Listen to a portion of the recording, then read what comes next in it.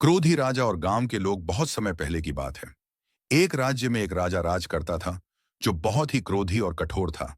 वह छोटी छोटी बातों पर गुस्सा हो जाता और बिना सोचे समझे कठोर सजा सुना देता।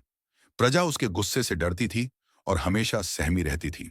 गांव वालों की परेशानी। राजा के राज्य में एक गांव था जहां के लोग बहुत मेहनती और ईमानदार थे।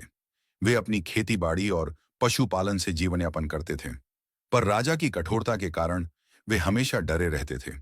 राजा जब भी गांव का दौरा करता, कोई गलती मिलते ही कड़ी सजा दे देता। एक बार गांव में बारिश न होने की वजह से फसलें खराब हो गईं।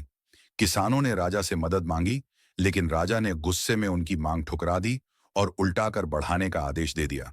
इससे गांव वाले बहुत दुखी हो गए।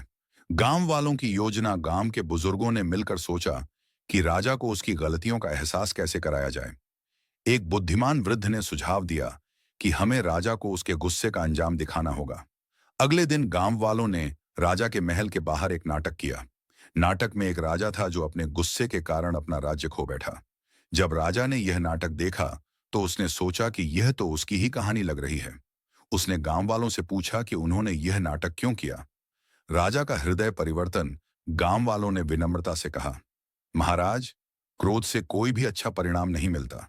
जब राजा ही अपनी प्रजा से कठोरता से पेश आएगा तो राज्य कैसे फले फूलेगा। राजा को अपनी गलती का एहसास हुआ। उसने किसानों की मदद करने का वचन दिया और अपने व्यवहार को सुधारने का प्रण लिया। धीरे धीरे राजा ने अपने क्रोध पर काबू पाना सीख लिया और गांव वालों के साथ न्याय और दया का व्यवहार करने लगा। इस प्रकार बुद्धिमान गांव वालों की समझदारी से राजा का हृदय परिवर्तन हुआ और पूरा राज्य खुशहाल हो गया। शिक्षा। गुस्सा हमेशा नुकसान पहुंचाता है, जबकि धैर्य और समझदारी से हर समस्या का समाधान निकाला जा सकता है।